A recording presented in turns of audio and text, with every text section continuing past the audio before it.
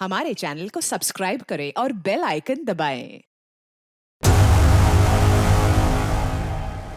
रहस्यमय यंत्र वाली लाल पोटली के गायब होने की बात पुलिस के सामने आने से इस मर्डर मिस्ट्री को एक नया एंगल मिल गया।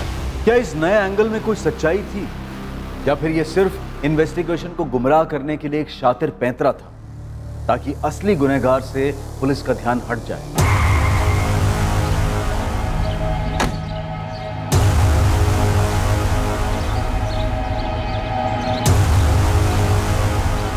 गोपाल जोशी को बाहर बुलाइए तुरंत। यंत्र? हाँ, एक लाल पोटली में रखा हुआ था जिसे रामनाथ दीक्षित एक संदूक में रखते थे। तो क्या वो लाल पोटली वहां से गायब है? हाँ, ये खबर हमें उनके चेले धीरज और लक्ष्मण ने दी। तो हम जानना चाहते हैं कि वो दोनों वाकई सच बोल भी रहे हैं या नहीं। ओके मैडम, मैं पता लगाता हूँ, क्योंकि काफी लोग दूर दराज से भी रामनाथ दीक्षित यहाँ आते थे। कोई ना कोई इस पे रोशनी जरूर डालेगा। यहाँ होता था, इधर इसी में रखते थे गुरुजी। साहब हमने कभी पास से नहीं देखा, बस दूर से ही देखा करते थे। सिर्फ गुरुजी ही संदूक खोलते थे। उसके बाद वो अंदर से पोटली निकालते थे, फिर उसके अंदर हाथ डालते थे, ध्यान लगाते थे, साथ में मंत्र पढ़ते थे। साहब वो हमसे कहते थे कि उस पोटली में एक यंत्र है जो सिर्फ और सिर्फ उन्हें चमत्कारी शक्तियाँ देता है, लेकिन वो हमें उस यंत्र को देखने तक नहीं देते थे। अगर वो यंत्र इतना ही खास था कि गोपाल उसे चुराने के लिए इतना खतरनाक रास्ता अपना सकता है, तो तुम दोनों भी तो कर सकते हो।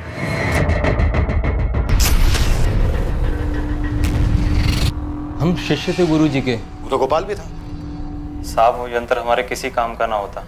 अभी तो हमने विद्या पूरी सीखी भी नहीं थी, अभी तो पूरा ज्ञान आना बाकी था साहब। और साहब, उस यंत्र के लिए ज्योतिष विद्या का पूरा ज्ञान होना ज़रूरी होता है। सर, मैं अपने गुरुजी और उनके परिवार के साथ ऐसा करने के बारे में सपने में भी नहीं सोच सकता। अब मुझे नाम बताइए उसका जिसने मेरा नाम घसीटकर इतनी घिनौनी हरकत का इल्जाम मेरे सर डालने का प्रयास किया। गोपाल, तू तो तांत्रिक है ना, तू खुद पता नहीं कर सकता क्या अपनी शक्तियों के साथ? वैसे अब तो भीड़ बढ़ गई होगी ना तेरे पास वो लाल पोटली मिलने के बाद। भीड़ बढ़ गई होगी? लाल पोटली? कौन सी लाल पोटली सर, क्या बात कर रहे हैं आप? हमारे पास इस बात के पक्के सबूत हैं कि तुम उस यंत्र के पीछे पड़े थे गोपाल। ये क्या बात कर रहे हैं सर? मतलब मैं क्या करता हूँ उसका? और मुझे तो पता भी नहीं कि आप जिस यंत्र की बात कर रहे हैं वो दिखता कैसा है।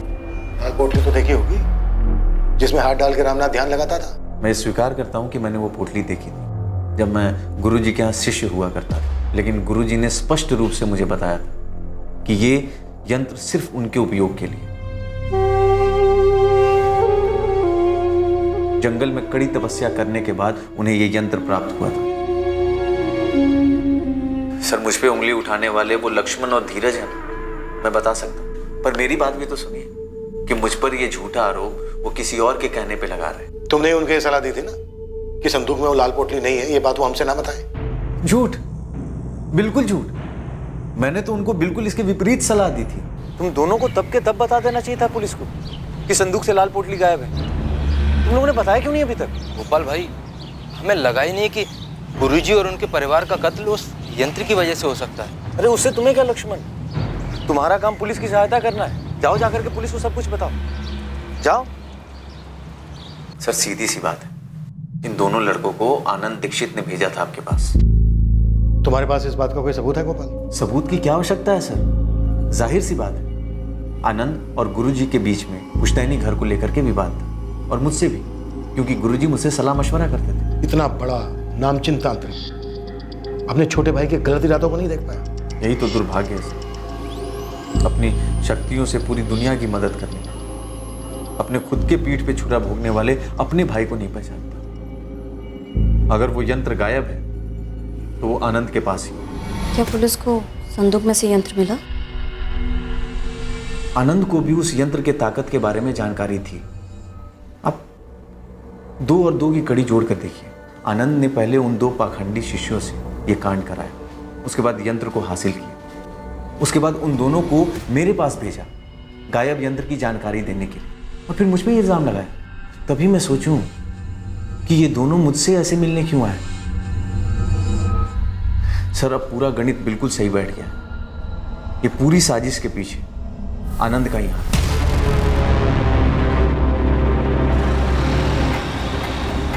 मैडम ये सूरज गुप्ता काफ़ी डिंगे मार रहा है। ठीक से बताओ गुरदीप, क्या मतलब है तुम्हारा?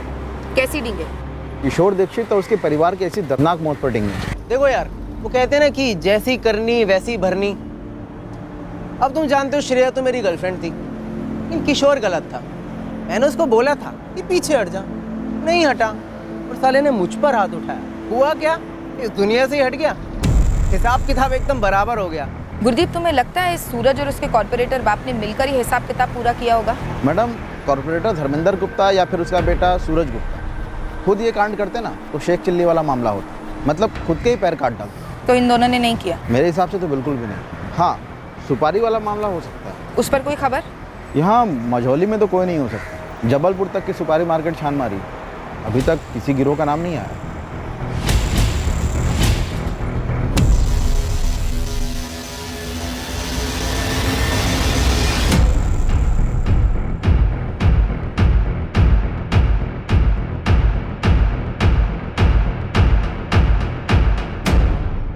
करीबन 20 लोगों से बात हुई है जो रामनाथ दीक्षित के पास जाते थे अपनी समस्या लेकर। सभी का कहना है कि लाल पोटली तो देखी ही दूर से, लेकिन यंत्र के बारे में किसी को कुछ नहीं मालूम। नथु, इस माधव रघुवंशी के बारे में कुछ पता चला क्या? साहब वो तो देवदास बना घूम रहा है। मतलब ये प्यार व्यार सच में था क्या? उसके और नेहा के कॉलेज में बात हुई। वहाँ के लोगों का कहना है कि दोनों का सीरियस रिलेशनशिप था। मतलब मोटा मोटा अब हमारे रडार पर सिर्फ आनंद दीक्षित और गोपाल जोशी हैं और दोनों पर ही बात आगे नहीं बढ़ रही है। साहब ये रामनाथ के चेले लक्ष्मण और धीरज दोनों की थोड़ी खातिरदारी करो, जरूर कुछ उगलेंगे। वही प्लान है। तब तो तू गोपाल जोशी को और खंगाल। ठीक है साहब, मैं लग जाता हूँ इसकी हिस्ट्री निकालने में। वैसे एक बात और खटक रही है मुझे, ये चारों मर्डर बहुत ही प्रोफेशनल तरीके से हुए, लेकिन पूरे जिले से, यहाँ तक कि पूरे स्टेट से एक भी हिस्ट्री शीटर का नाम सामने नहीं आया। सर, और एक बात खटक रही है मुझे। हमने जब दीक्षित के पड़ोसी रोहित से बात की थी, तब उसने बताया था कि कत्ल की रात उनकी गली का कोई कुत्ता बहुत अजीब तरह से रो रहा था। उस रात को कोई कुत्ता बड़ी डरावनी तरीके से रो रहा था। सर, मुझे कोई बहुत ही शातिर और बेरहम साजिश की बुआ रही है। यह सिर्फ किसी हिस्ट्री शीटर का अंजाम दिया जुर्म नहीं लग रहा है। यह किसी ऐसे आदमी का काम है जो दीक्षित परिवार और उनके घर मोहल्ले के हालात से अच्छी तरह से वाकिफ था, जिसके चलते इस साजिश को आराम से अंजाम दिया जा सके। काफी आराम से बचा। घर की बैक साइड को खोदने के लिए उनके पास पूरा टाइम। इस साजिश का हर पहलू खौफनाक तो था। जिस तरह से चारों को मौत के घाट उतारा गया था, जिस तरह से दोनों औरतों पर सेक्सुअल असॉल्ट किया गया था और जिस तरह से चारों को दफनाया गया था। पर क्या वो अदृश्य यंत्र जिसे इस केस से जुड़े किसी भी व्यक्ति ने नहीं देखा था, क्या सिर्फ एक लाल पोटली में छुपा हुआ वो यंत्र इस नरसंहार का कारण? सिर्फ एक यंत्र?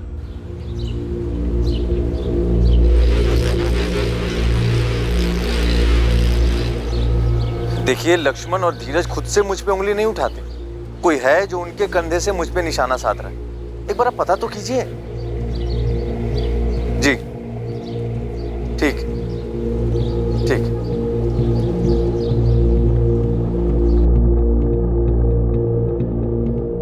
पापा, पुलिस आई है आपसे बात करने। आनंद, आपने कैश और जेवर चोरी होने की इंफॉर्मेशन तो दी थी, लेकिन संदूक वाली उस लाल पोटली का जिक्र नहीं किया था जो चोरी हो गई थी, जिसमें रामनाथ जी का यंत्र था। आपने मुझे संदूक खोल कर दिखाया कब? मुझे कैसे पता चलता? हमने एक दफा नहीं, आपसे कई दफा पूछा था उस चाबी के बारे में, जिसे रामनाथ जी अपनी कमर से लटका कर रखते थे। कैसे बताता मैं? मुझे क्या मालूम था वो चाबी संदूक की है? और आपको भी तब मालूम पड़ा जब लक्ष्मण और धीरज ने आपको बताया। हमें पता चला है कम से कम 2 लोग थे, ऐसे 2 लोग जो घर के चप्पे चप्पे से वाकिफ थे, रामनाथ दीक्षित के परिवार की दिनचर्या से वाकिफ थे। बोलो, कैसे अंजाम दिया इस कांड को? क्या क्या किया, कैसे किया? हम और क्या बताएंगे, हम उनके शिष्य थे, गुरु थे वो हमारे। साहब, हमारी सिर्फ इतनी गलती है कि हमने लाल पोटली वाली बात आप लोगों को नहीं बताई। इसके अलावा हमें कुछ नहीं मालूम ये सब किसने किया है। वो आदमी कौन है जिसने तुमसे कहा गोपाल जोशी पर उंगली उठाने के लिए? हमें किसी ने नहीं कहा साहब। और साहब, ये बात सच है, गोपाल भाई ने ही हमें मना किया था आप लोगों को यंत्र वाली बात ना बताएं। 2 घंटे दे रहा हूं तुम दोनों को, अच्छे से सोच लो।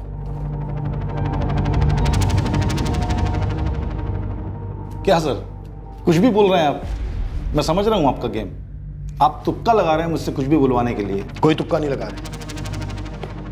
4 मर्डर हुए हैं, तुम्हारे भाई का, भाभी का, भतीजे का, भतीजी का। सर मुझे पता है, उस धीरज ने और लक्ष्मण ने आपके कान भरे होंगे मेरे खिलाफ, लेकिन उनकी मनगढ़ंत कहानी से यह साबित नहीं हो जाता कि मर्डर मैंने किया है। और रही बात उस यंत्र की, मुझे मालूम पड़ा कि वो चोरी हो गया, लेकिन सर वो लाल पोटली वाला यंत्र, हमेशा से उस पर मैं हंसता था।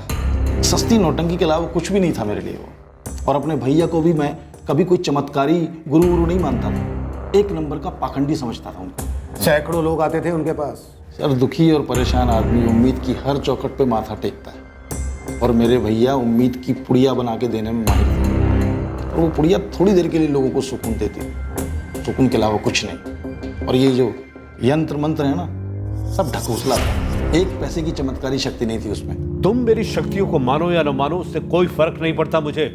तुम्हें बस घर का लालच है, उसी की बात करो। लालच नहीं, हक है मेरा। पुश्तैनी मकान है वो। एक तो आप मकान छोड़कर अपने ये पाखंड की विद्या सीखने चले गए, और दूसरे उस मकान की मरम्मत के लिए पानी की तरह पैसा बहाया मैंने। और तीसरी सबसे अहम बात, माँ बाबूजी की सेवा की आखिरी दम तक, जब आप दुनिया को ठग के पैसे कमा रहे थे। और इन सब के बावजूद आपको अच्छी खासी रकम दी मैंने मकान के नाम पे। और अब जो आप मांग रहे हैं ना, वो लूट है, और आप लूट में माहिर हो चुके हैं अपने यंत्र मंत्र की विद्या से। आज 30 लाख कीमत है उस घर की, मैं तुमसे 15 मांग रहा हूं, आधा। तुम बाकी के 7 लाख दो, मैं आंख मूंद कर कागजात पे दस्तखत करता हूं। रही बात यंत्र तंत्र की, वो मेरा पेशा है, उससे तुम्हारा कोई ताल्लुक नहीं। मानता हूं ताल्लुक नहीं था मेरा, और ये भी मानता हूं कि कानूनी तौर पे 7 लाख रुपए देने थे मुझे पुश्तैनी मकान के लिए, और जो मैंने इकट्ठे भी किए अपनी छोटी सी दुकान चलाकर, मेहनत की कमाई से, कोई यंत्र वाली ठगी से नहीं। पर वो यंत्र था क्या? सर बोल तो रहा हूं, उस लाल पोटली में लिपटी हुई ठगी थी, बकवास था, जिसके जरिए भैया लोगों को बेवकूफ बनाते थे, ढेर सारे पैसे कमाते थे। आनंद, लेकिन ये नामुमकिन है कि तुम्हें पता ही नहीं था कि उस संदूक के अंदर वो लाल पोटली है, और रामनाथ जी की कमर से बंधी चाबी से वो संदूक खुलता है। आनंद, यंत्र चुराने वाले ने रामनाथ दीक्षित की कमर पर बंधी चाबी से वो संदूक खोला, यंत्र बाहर निकाला, वापस उस संदूक को ताला लगाया, और वापस वो चाबी रामनाथ की कमर पर बांध दी। सर आप तहकीकात करने वाले एक पेशेवर हैं, आप लोगों के बयान से सच्चाई जान लेते हैं। मुद्दे से मत। मुद्दा वही है सर, इन पेशेवर भविष्यवक्ताओं का खेल भी वही है। ये लोगों से पूछताछ करते समय अंदाजा लगा लेते हैं कि सामने वाले की कमजोरी क्या है। जबान तो पहले ही मीठी होती है उनकी, ले लेते हैं लपेटे में। और रामनाथ भैया तो इस आंखों में धूल झोंकने वाली कला के माहिर हो गए थे। रामनाथ दीक्षित और उसके पूरे परिवार का कत्ल किया गया, उनकी पत्नी और बेटी की लाशों के साथ घिनौनी हरकत हुई है। अब तुम चुपचाप ये बताओ, इस कांड को कैसे अंजाम दिया? मैंने नहीं किया सर। किन चीजों का सहारा लिया आनंद? और कुत्ते के रोने की आवाज किसने निकाली? धीरज और लक्ष्मण ने? लक्ष्मण, धीरज, हमें अच्छे से पता है उस रात को जो कुत्ते के रोने की आवाज थी वो असली नहीं थी, तुम दोनों ने वो आवाजें निकाली थी। तुम्हारे गुरु रामनाथ दीक्षित कुत्ते के रोने का अपशकुन मानते थे, इसलिए कुत्ते को भगाने के लिए उन्हें घर से बाहर आने के लिए मजबूर होना ही था।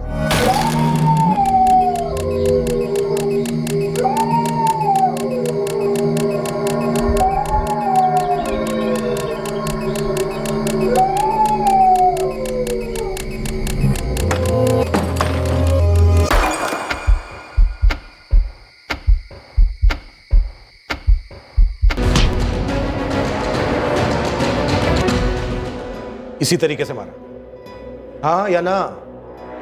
कि किसी भी तरह से रामनाथ दीक्षित को घर से बाहर लाओ, मारो, फिर घर में घुसकर बाकी सबको भी मार डालो।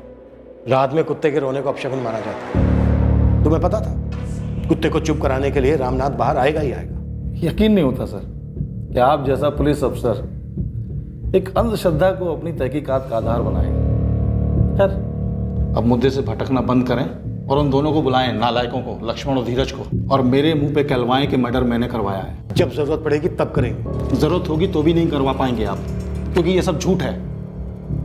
और इस कांड के पीछे अगर मैं होता भी तो इतना मूर्ख नहीं हूं कि उन्हीं दोनों को चुनूंगा जिनको आपके शक के दायरे में आना ही आना था। तो फिर किन्हें चुना?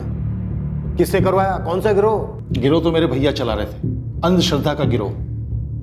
और हम दोनों भाइयों के बीच में पुश्तैनी मकान को लेके मसला था। कोई नफरत नहीं थी कि मैं उनका मर्डर करवाता। आप ऐसे आदमी को ढूंढिए जिसे मेरे भैया से इतनी नफरत हो कि मेरी भाभी और भतीजी। आप जितनी मर्जी पूछताछ कर लीजिए सर, लेकिन मैं वो आदमी नहीं हूं जो इतनी घिनौनी हरकत करता है, और वो भी अपने भाई के साथ।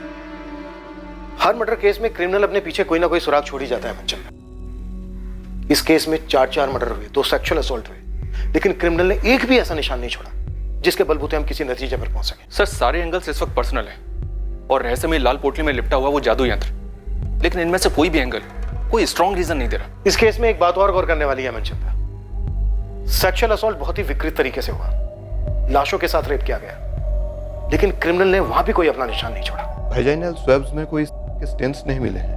मतलब मुजरिम ने या मुजरिमों ने यूज किए होंगे। प्राइवेट पार्ट्स पर जख्म तो हैं, तो यस। और डॉक्टर, रेप कत्ल होने के बाद हुए? हाँ, इस हद तक विकृति।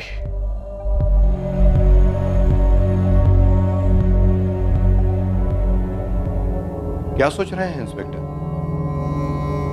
मनचंदा, एक बात मेरे दिमाग में आई थी।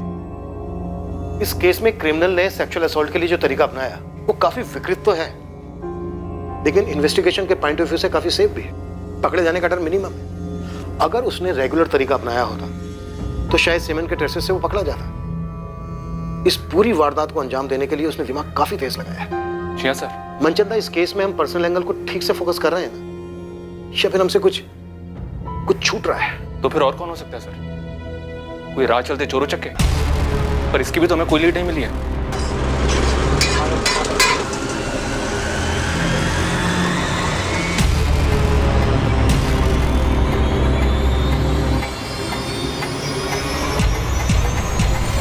मनचंदा, अलमारी खुली मिली हमें, लॉकर से कैश जेवर सब लुटे गए। सर अगर ये लोग आम चोर लुटेरे होते तो लूटपाट करके भाग खड़े होते, घर के पीछे जाकर कब्र क्यों खोदते? मेरा मतलब सर, इतनी मेहनत इतना रिस्क क्यों उठाते? और सर वो कुत्ते का रोना, अगर ये आम चोर डकैतों का गिरोह होता तो सर इतनी बारीकी से रामनाथ की कमर से वो चाबी निकालकर, उस संदूक से उस पोटली को निकालकर वापस चाबी को रामनाथ की कमर में लगा देते। इतनी बारीकी, मतलब सर कोई लॉजिक नहीं बनता। मनचंदा, वो लाल रंग की पोटली हमारे दिमाग में इसलिए बैठी हुई है क्योंकि धीरज और लक्ष्मण ने देखा कि वो संदूक में नहीं है। हो सकता है लुटेरों ने उसको छुआई ना हो, रामनाथ ने पहले से उसको निकाल के कहीं और रख दिया हो, या फिर किसी को दे दिया हो। सर मुश्किल लगता है, और अगर ऐसा हुआ भी हो तो बाकी बातें एड ऑन नहीं होती है। सर मुझे लगता है कि आम चोरी के दौरान हुए मर्डर का केस है ही नहीं, रेगुलर हिस्ट्री शीटर्स नहीं थे वो लोग। सर, इस गोपाल जोशी की पूरी कुंडली निकाली है। ऐसी कोई लीड जो उसे इस जुर्म से जोड़ सके? इस वक्त कुछ कहना मुश्किल है सर, लेकिन उसकी कुंडली में काफी उतार चढ़ाव है, स्पेशली पिछले 4 सालों में। 4 साल पहले तक वो जबलपुर के बाहर एक फैक्ट्री में कारीगर था। 2013 में गोपाल के पिता अनिल जोशी सीरियस स्ट्रोक के शिकार हुए थे। लकवे के उस स्ट्रोक के बाद वो कभी बिस्तर से उठ नहीं पाए। उसी महीने में गोपाल की फैक्ट्री में कटौती की वजह से गोपाल को नौकरी से हटा दिया गया। 2 दुर्घटनाएं एक साथ होने पर हताश होकर गोपाल रामनाथ जी के दरवाजे पर जा पहुंचा। उसे अपने बुरे वक्त को समझना था, आगे का रास्ता जानना था।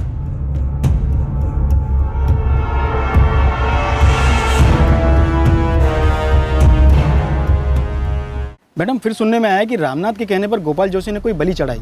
कैसी बलि? नर बलि? नहीं, चौकी मत, किसी जानवर की बलि चढ़ाई। ये सब तो ठीक है नथु, लेकिन क्या गोपाल की रामनाथ जी के साथ कोई अनबन हुई थी? किसी बात को लेकर झगड़ा, या उस लाल पोटली वाले यंत्र को लेकर कोई मसला? मैडम, इतना पता चला है कि रामनाथ से मिलने के बाद गोपाल को कई नई नौकरियां मिली, लेकिन वो कहीं टिक नहीं पाया। फिर वो रामनाथ का ही भरोसेमंद शागिर्द बन गया। रामनाथ कभी कभी अपने कुछ भक्तों का भविष्य गोपाल से पढ़वाने लगा। तुम्हारी समस्या तुम्हारे घर के 4 दीवारी में। जी गुरुजी। घर के किस सदस्य से? गुरुजी, बेटी का मसला है। बताओ क्या समस्या? लक्ष्मण और धीरज ने जैसे आप लोग को बताया कि रामनाथ अपनी विद्या अपने शागिर्दों को अच्छे से सिखाता जरूर था, लेकिन उसके बावजूद भी अपनी पोटली में किसी को हाथ तक नहीं लगाने देता था। ये यंत्र है क्या नथु? बहुत बड़ा झोल तो नहीं है? मैडम, वो सब तो नहीं पता, लेकिन एक समय के बाद गोपाल रामनाथ से अलग हो गया। उसने खुद की बैठक शुरू कर दी। जरूर कोई झगड़ा या अनबन हुई होगी। पता करो नथु, जल्दी। पर नथु कुछ पता नहीं कर पाया सर। रामनाथ के काफी भक्त गोपाल जोशी के पास जाने लगे होंगे। बिजनेस कम हुआ होगा रामनाथ का, जलन हुई होगी। लेकिन सर, अगर जलन रामनाथ की तरफ से थी तो वो खुद क्यों मारा गया, और उसका पूरा परिवार भी? मुझे एक ख्याल आया सर, जब रामनाथ जी के क्लाइंट्स भारी मात्रा में गोपाल के पास जा रहे होंगे तो रामनाथ जी ने गोपाल को धमकी दी होगी। कैसी धमकी बाबू? आधी अधूरी विद्या पाकर तुम लोगों के साथ छल कर रहे हो गोपाल, पाखंड है ये। क्षमा कीजिएगा गुरुजी, अरे इतने सालों से आप भी तो यही करते आ रहे हैं। मैं सच में भविष्य देख सकता हूँ। गुरुजी देख तो मैं भी सकता हूँ, और आपको तो बहुत गौर से देखा है मैंने। क्या देखा तुमने? गुरुजी आपके हथकंडे, आपके पैतरे, वही 20-25 सवाल सारे भक्तों से घुमा फिरा करके पूछते हैं। उनके मन के हालात से इतने सालों से खेल रहे हैं आप। उनके मुंह से जवाब निकलवा कर उन्हीं को जवाब देते हैं, और वहीं से तो आपकी कमाई होती है ना गुरुजी। बकवास बंद करो गोपाल। मेरे पास सच में विद्या है, और मेरे भक्तों को जो तुम हथिया रहे हो ना, ये बंद करो। अब आ गए ना मुद्दे पे गुरुजी। आपसे देखी नहीं जा रही ना मेरी सफलता और आपकी घटती हुई कमाई। याद रखो, मैंने तुम्हें ये विद्या सिखाई, मैं इसे वापस भी ले सकता हूँ। धमकी दे रहे हैं आप? चेतावनी दे रहा हूँ। तुम जिस हालत में मेरे पास आए थे तो मुश्किलों से घिरे हुए थे। मैंने अपनी मंत्र विद्या और यंत्र की शक्ति से तुम्हारी सारी मुश्किलें दूर की। मुझे अगर क्रोधित करोगे, नाखुश करोगे, तो वही हालात है, पर उससे भी बदतर हालात में पहुंचने में देर नहीं लगेगी। इतनी शक्ति है मेरे पास।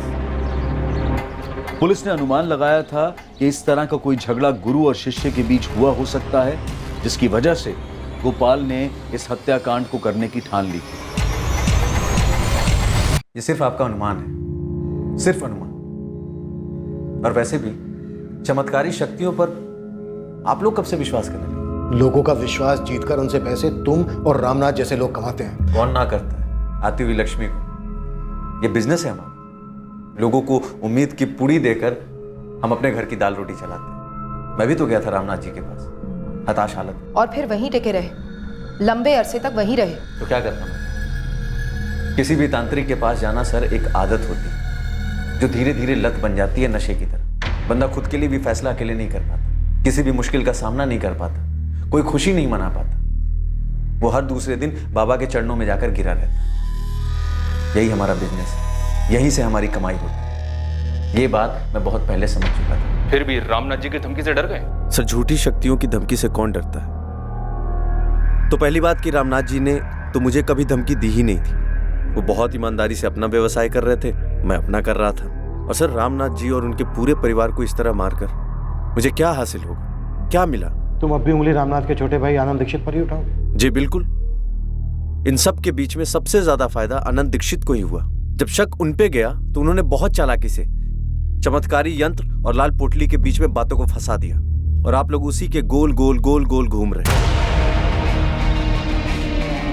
आनंद दीक्षित के पीछे पूरी टीम लगाई गई। उसकी एक एक हरकत पर नजर रखी गई। जिन्हें क्लीन चिट दी गई थी उन्हें दोबारा से पुलिस की रडार में लाया गया। नेहा दीक्षित के बॉयफ्रेंड माधव की बार बार पूछताछ हुई, इस उम्मीद में वो शायद कोई और खुलासा करेगा और उस रात पर रोशनी डालेगा और मुजरिमों का कुछ तो पता चलेगा। लक्ष्मण और धीरज, रामनाथ दीक्षित के दोनों स्टूडेंट्स पर कड़ी नजर रखी गई। टीम सिर्फ इसका इंतजार कर रही थी कि कब इनमें से कोई फिसले और इस केस की कोई तगड़ी लीड मिले। क्राइम सीन का भी बार बार री एग्जामिनेशन हुआ। सब कुछ इस एक उम्मीद से किया जा रहा था कि मुजरिम की तरफ कोई तो इशारा हो। साहब, जब से मैं खबरी बनाऊं, मैंने आज तक इतने हिस्ट्री सीटर से बात नहीं की होगी जितना इस केस में कर ली। मैं लगभग दावे के साथ कह सकता हूँ ये काम किसी हिस्ट्री शीटर का तो नहीं है। तो फिर कौन हो सकता है? अगर ये रामनाथ दीक्षित के शागिर्दों में से कोई नहीं है, इसमें कोई हिस्ट्री शीटर इन्वॉल्व नहीं है, तो फिर वो कौन हो सकता है जो एक रात आया, घर में चोरी की, 4 मर्डर किए, 2 सेक्सुअल असॉल्ट किए, फिर लाशों को घर के बैक साइड में दफना कर बिना कोई सबूत छोड़े चला गया? कैसे मुमकिन है? सर, शायद ये मर्डर्स किसी पर्सनल एंगल की वजह से ना हुए और ना ही किसी राह चलते क्रिमिनल ने किए हों। भाविका, तो और क्या रीजन हो सकता है? अंधेरे में तीर चला रही हूँ सर, लेकिन ये किसी नाखुश कस्टमर का एंगल भी तो हो सकता है। तुम्हारा मतलब है रामनाथ दीक्षित का कोई भक्त, कोई ग्राहक जिसे एक्स होने की सलाह दी गई और हुआ वाई? Yes sir. या फिर बोला कुछ 1 महीने में ठीक हो जाएगा और लग गया 1 साल। एक अरसे से पूरा समय ही चल रहा है, ये दशा कब तक चलेगी? सिर्फ 3 हफ्ते। भविष्यवाणी सही नहीं निकली और बंदे का खून खौल गया। अपनी सारी मुश्किलों का कारण वो रामनाथ जी को समझ बैठा और गुस्से में आकर कर गया कांड। और सर, आपको जैसे लग रहा था कुत्ते का रोना कारण हुआ होगा जिसकी वजह से रामनाथ जी अपने घर से बाहर निकले होंगे, मुझे भी बार बार वही सही लग रहा है।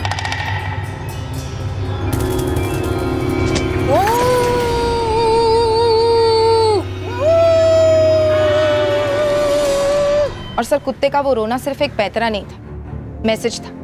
एक घायल इंसान का रामनाथ जी के लिए कि सुनो, जिस पर तुम इतना विश्वास करते हो आज वो तुम्हारी मौत का कारण बनेगा। एक बौखलाए हुए भक्त की मानसिकता। मैडम, खूनी अगर भक्तगण में से है तो उसको ढूंढना घास की बोरी में सुई ढूंढने के बराबर होगा। सालों से भक्त आते हैं, कई सारे मध्य प्रदेश से, कई बाहर से। और भाविका, हमने भी तो ऐसे कई लोगों से बात की है जिन्होंने रामनाथ से पुड़िया ली थी। मुश्किल से 4-5 ऐसे होंगे जिनको लाभ हुआ होगा। अब एक तांत्रिक की भविष्यवाणी का सच ना होना इसका मतलब ये तो नहीं कि कोई इतनी बुरी तरह से बदला लेगा।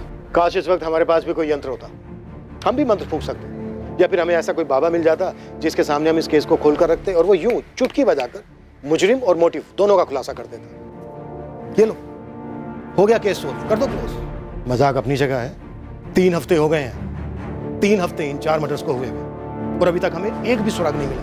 दरअसल मुजरिम पूरे 3 हफ्ते तक पुलिस की नाक के नीचे था, लेकिन मुजरिम तक पहुंचना मुश्किल था क्योंकि उसे इस जुर्म से जोड़ने के लिए ठोस सबूत चाहिए थे। यह केस लंबे अरसे तक अनसुलझा नहीं रहा। कुछ अचानक होने वाला था जो इस केस के सभी पत्तों को बिखेर कर मुजरिम का पत्ता सामने लाने वाला था। नथु, चाय तो चढ़ाओ, खबर है। चाय और ये टाइम चढ़ा तो सही। ले मुस्ताद, चाय कड़क पिला रहा हूं तो खबर भी कड़क होनी चाहिए। वो कल्पेश को तो तू जानता ही है। हिस्ट्री सीटर कल्पेश ना? हाँ। क्या हुआ उसका? इतनी मोटी गट्ठी है उसके पास करारे नोटों की।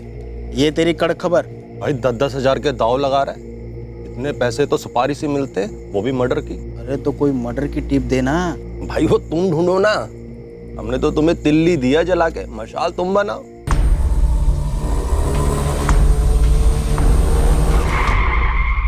सब क्या कर रहे हो साहब? गाले क्या कर साहब? साहब आप लोग क्या करने वाले साहब? साहब क्या कर रहे हो साहब? साहब मैंने कुछ नहीं किया, सच्ची बता रहा हूँ साहब, मैंने कुछ नहीं किया साहब। कहाँ से लाए पैसे? नहीं तो यहीं पे लंबा कर दूंगा तेरे को। मेरी मेहनत की कमाई का पैसा साहब। अच्छा, क्या काम करता है बे तू? हाँ, डॉक्टर है, वकील है, कॉन्ट्रैक्टर है या सुपारी कॉन्ट्रैक्टर? सब गोली मत चलाना साहब। किसकी सुपारी उठाई थी तूने? नहीं साहब, मेरी इतनी औकात कहाँ साहब, मैंने कोई सुपारी पारी नहीं उठाई साहब। वो एक बंदा चोरी का जेवर लेके मेरे पास आया था, बोला इसे बेच दे, तुझे तेरा कमीशन मिल जाएगा। मैंने वो सारे जेवर कांतीलाल सिसोदिया की दुकान पे बेच दिए।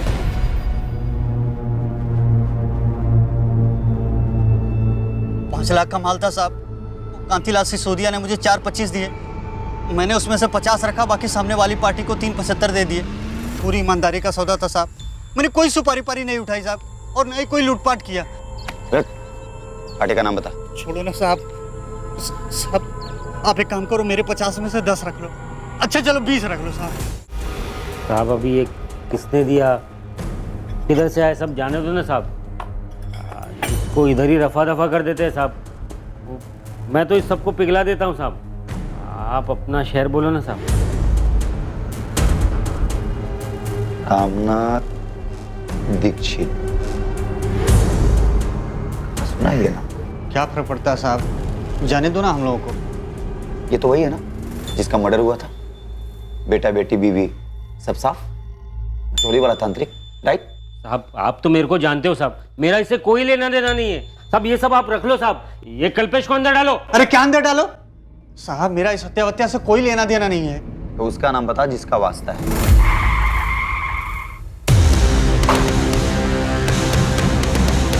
देखा साहब, हमें एक छोटे से कल्पेश की टिप ने कहां से कहां पहुंचा दिया। साहब रवि नाम है उसका। सर रवि ही मिला था मुझे माल लेकर। कब आया था? यही कोई 1 महीना पहले।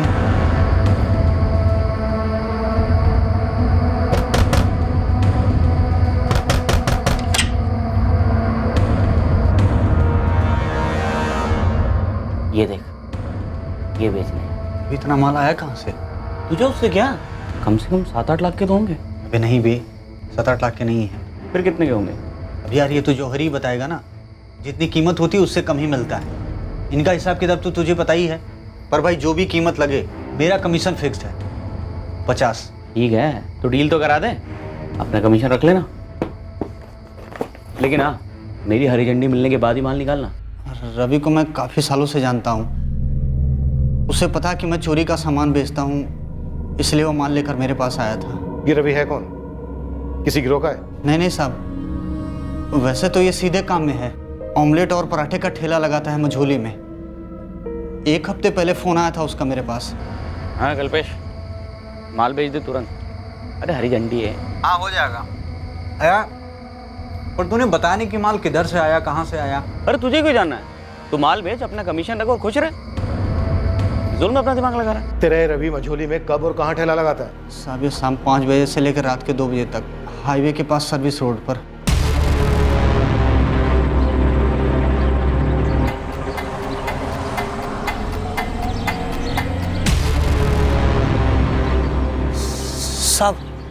साहब हो रहा साइकिल पर रवि।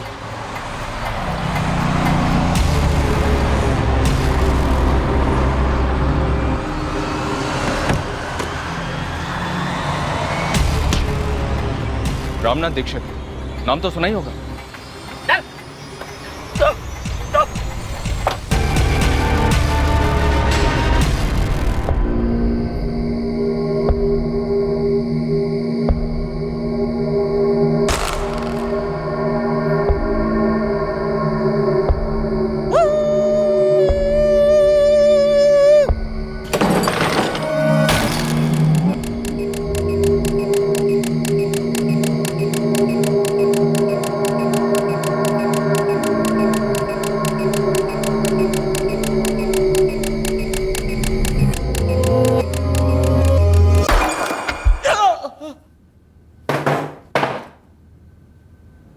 किसके कहने पे ये सब किया रवि? महीने भर से हम इस केस के पीछे चक्कर काट रहे हैं। अब अगर तूने तनिक भी दिल लगाई ना तो असली कुत्ता समझ के पीटूंगा तुझे, और असली कुत्ते की तरह रोएगा तू रात भर। मैंने तो बस कुत्ते के रोने की आवाज निकाली थी साहब। रुक मत, आगे बोल। और लूटने में मदद की थी बस उसकी, पर मैंने किसी को नहीं मारा। कौन था वो जिसकी मदद की तूने?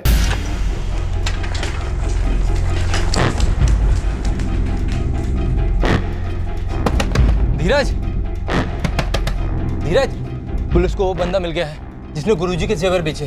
क्या क्या बोला वो?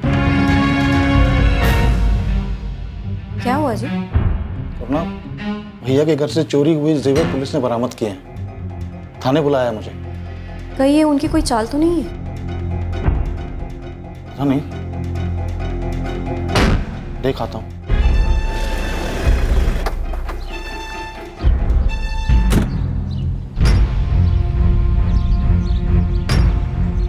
गोपाल, गोपाल जोशी।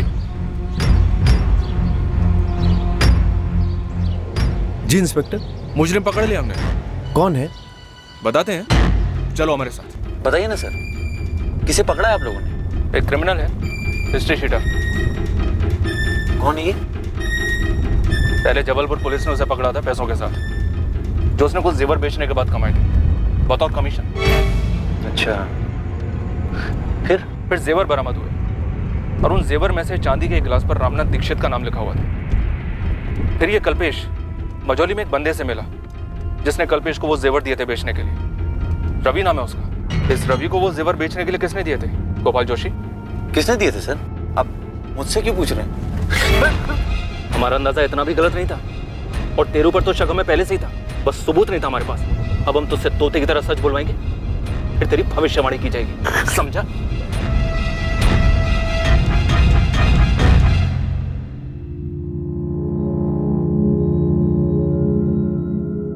नाम बोल रवि, नाम बोल।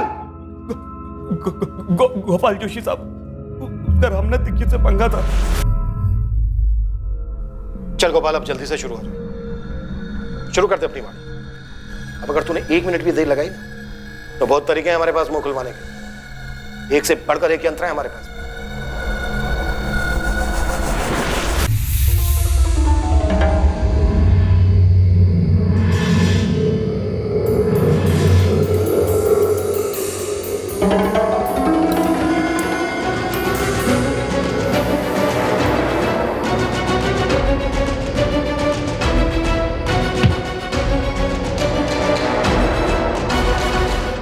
मैं वो कसाई वाला चॉपर ले आऊँगा, एक बार में काम तमाम। कल रात ही करना हो, और कल पूर्णमासी भी है।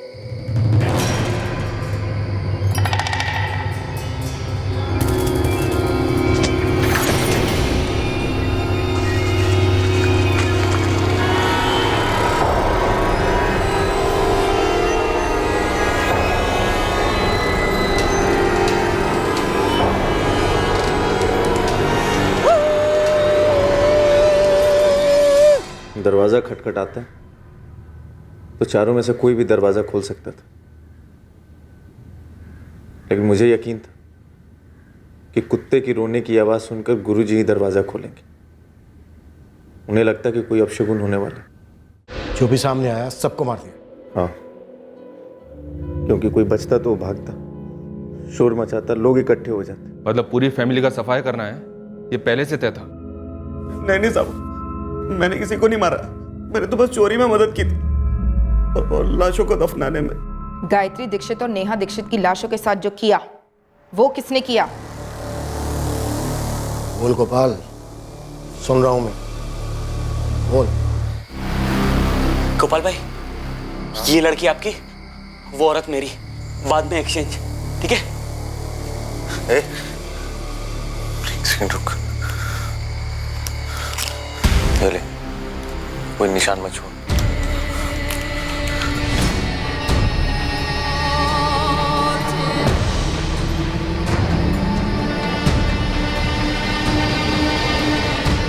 इतना सब कुछ तूने उस लाल पोटली के लिए किया, उस यंत्र के लिए?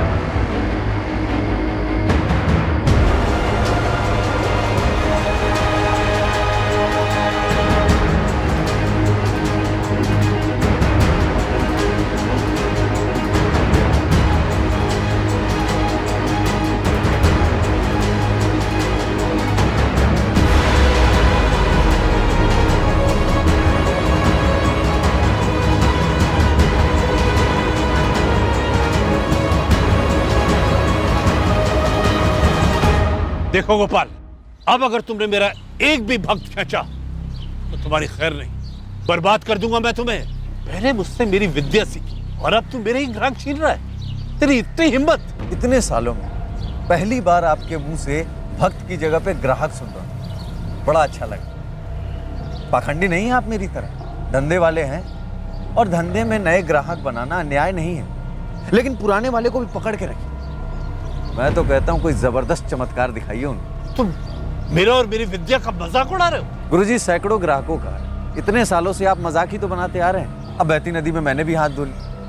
अब गुरुजी, इसमें बुरा मानने वाली कोई बात है नहीं। विनाश काले विपरीत बुद्धि, तुम्हें अंदाजा नहीं है गोपाल, तुमने मेरे साथ अन्याय और फिर मेरा अपमान करके क्या मोल ले लिया।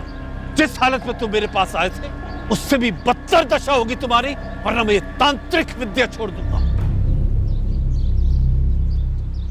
एक डर अंदर ही अंदर था मेरे कि कहीं गुरुजी के पास उस यंत्र की ताकत हो, शायद दुनिया में ऐसी कोई ताकत हो। और ये ख्याल मुझे दिन रात अंदर से खाने लगा। मैं अपने ग्राहकों को सही से सलाह नहीं दे पा रहा था और धीरे धीरे ग्राहक कम होते चले। जो कमाया था वो घटता चला गया। तब मुझे यकीन होने लगा कि ये सब यंत्र के कारण हो रहा। गोपाल भाई, यही है वो यंत्र जो आपके कलेजे का पत्थर था? गोपाल भाई कुछ बोलिए, इतना सब कुछ इस मामूली से पत्थर के लिए? इसकी धमकी से ये मेरी जिंदगी बर्बाद करने चला था। अब देखो खुद का।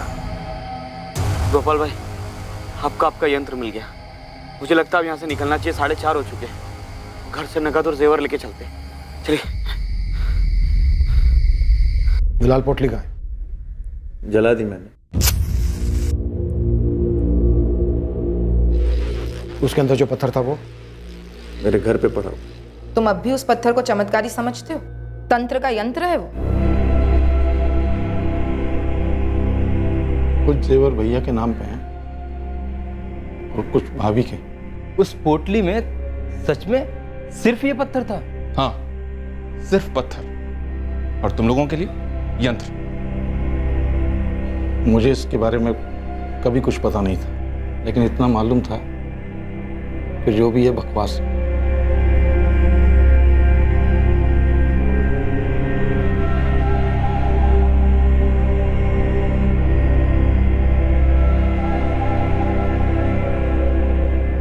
गोपाल जोशी और रवि को आईपीसी की धारा 302 के तहत मर्डर, आईपीसी की धारा 376 के तहत रेप और आईपीसी 201 के तहत सबूत मिटाने के चार्जेस पर गिरफ्तार किया गया है। रामनाथ दीक्षित से बदला लेने और उसके यंत्र को हथियाकर उसकी चमत्कारी शक्तियों को खुद पाने की निर्भीकता में गोपाल जोशी ने इन 4 भयंकर हत्याओं को अंजाम दिया था, सिर्फ ये जानने के लिए कि दरअसल कोई यंत्र था ही नहीं, बस एक पत्थर था जिसे एक कपड़े में बांधकर रखा गया था, एक साधारण सा पत्थर। दुनिया में ऐसा कोई नहीं है, कोई भी नहीं है जिसके पास किसी और की जिंदगी में चमत्कार लाने की या हाहाकार मचाने की दैवीय या फिर शैतानी शक्ति हो। अगर हम अपनी जिंदगी बेहतर बनाना चाहते हैं तो हमें और सिर्फ हमें अपने अंदर की पॉजिटिव एनर्जी को बढ़ाना होगा और इसी की ताकत से हम अपने इरादों को मजबूत कर सकते हैं, अपनी क्षमताओं को बढ़ा सकते हैं और अपनी निराशा को मिटा सकते हैं। जैसे ही हम बाबाओं, तांत्रिकों और भविष्यवक्ताओं की शरण में जाते हैं, हमारा विवेक, हमारे लॉजिकल फैसले लेने की बुद्धि और नजर दोनों धुंधले हो जाते हैं और हम देखते ही देखते इन चमत्कारों के व्यापारियों के गुलाम बनकर रह जाते हैं। दुनिया में सबसे शक्तिशाली ताकत हम खुद हैं। अपनी जिंदगी को बेहतर बनाने की भरपूर ताकत खुद हमारे पास है, लेकिन हम में वो कमजोरी भी है कि हम नकारात्मक शक्तियों के जाल में फंसकर अपने इर्द गिर्द तबाही मचा सकते हैं। जरूरी है कि हम इन नकारात्मक नेगेटिव शक्तियों से सतर्क होकर अपने आप को बचाएं। जीवन सुंदर है, जीवन अमूल्य है। अब मैं अनूप सोनी आपसे विदा लेता हूं, फिर मुलाकात होगी और हमेशा याद रखें, क्राइम और आपके बीच में सिर्फ इतना फर्क है कि आप कितने सतर्क हैं। सतर्क रहें, सुरक्षित रहें। जय Hind. For more updates, subscribe to our channel, click the show links and enjoy watching the videos.